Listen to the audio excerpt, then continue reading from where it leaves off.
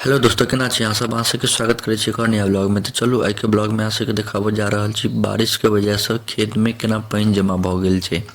वह पानी के हटाबो जा रहल छी। तो चलू सोचलू अहूँ सबके दिखा दिया जे केहन पानी भेलै है।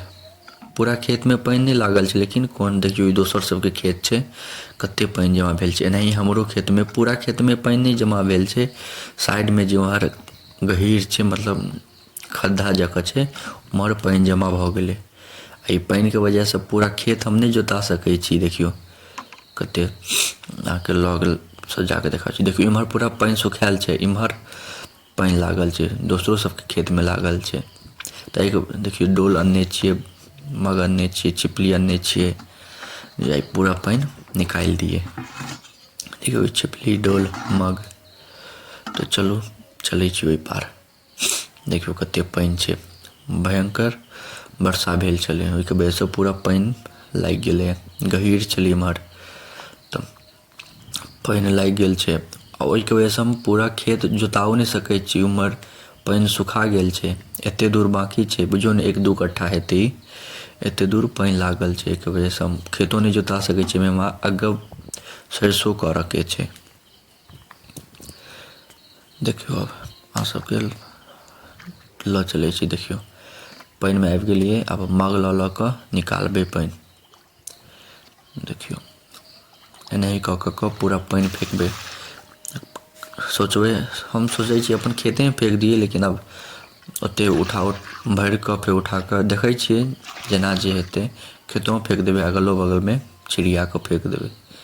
देखियो एते पानी तो निकाल देलिए काफी हद तक, लेकिन निकल नहीं रहल ये सब पानी। देखियो कते पानी निकाल लिए, बुझियो ना 70-80 डोल हम पानी फेंकलिए। अहाँ सबके विश्वास नहीं होइत हैत, अहाँ सबके लगैत हैत हम झूठ बाजि रहल छी, लेकिन एते डोल हम फेंकलिए तैयो अखनो पानी छै। अखनो देखियो हम 10 डोल और निकालबे, अगर खाली हेतै तो खाली हेतै, नहीं तो छोड़ देबे। बाप रे पूरा हालत खराब भ गेलै। देखियो पानी तखन से निकालिए रहल छी, भयंकर लेकिन पानी जमा भ गेल छै। बहुत पानी निकाल देलिए। अब रौदा उदा हेतै अपने खत्म भ जेतै। की करबे, एते दूर हम नहीं जोतेबे। जते दूर सुखायल छै माटि सब ओते दूर जोता लेबे, और ई सब के नहीं जोतेबे अखन। बहुत पानी जमा भ गेल छै। देखियो ई कनिक दूर में छलै साइड में, तो एमे से पानी निकाल देलिए। देखाबै छी छिपली से केना निकालिए। देखियो एना क के एत छलै, एत बुझियो ने 1 बाल्टी पानी हेतै तो छिपलिए से चारों बगल फेंक देलिए। एत तो क देलिए से आई 2 दिन में सुखा जेतै। ओना कादो पर फेंक देबे से एहिमे हम अगब सरसों करबे। करिकबा सरसों नहीं होइए, वह सरसों करबे एहिमे। तो इम्हर सब में तो सुखा निकाल दिलिए पानी, जे इम्हर कम से कम बढ़िया से जोता दे, जोत दे बढ़िया से। कथी कहै छै खेत तैयार भ जाए। इम्हर जेम्हर पानी छै, देखियो इम्हर पानी छै एते अखन लागले, अखन एते पानी लागले छै। इम्हर कादो सब छै, तो एते दूर के छोड़ऽ पड़ते। देखे छी कते पानी छै। देखियो छिपली से करे छी। अहाँ सबके दिखा दै छी, अगर अहाँ सबके खेत में पानी जमा भ जाएत तो एनाही पानी के निकालब बाहर। देखियो कते बढ़िया टेक्निक छै छिपली से, लेकिन अब बहुत आई निकाल देलिए पानी। तैयो देखियो अखन तक खत्म नहीं भेलै, बहुत ज़्यादा पानी छै, बता नहीं सकै छी। हालत खराब भ गेलै। एते दूर छोड़ देबे, आब सुखा जेतै जहिया पानी, तो या ऊपर से आबि के फेर सरसों छीट देबे तो फिर भ जेतै।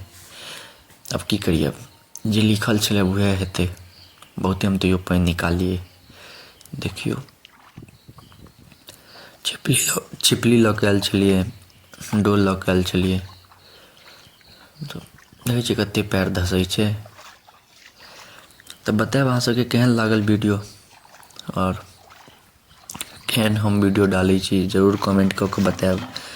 और अपन मिथिला से जुड़ल वीडियो हम डालते रहब, अहाँ सब खाली सपोर्ट देखबियो। देखियो एते दूर में खाली पानी भरल छै, उमहर सब में खेत सब खाली छै, इम्हरे सब में खाली भरल छै। तो अहाँ सबके एते देर तक देखो के लिए धन्यवाद। नीक लागे तो लाइक कमेंट शेयर सब्सक्राइब जरूर करब। मिलै छी अगला वीडियो में, तब तक के लिए जय हिंद, धन्यवाद।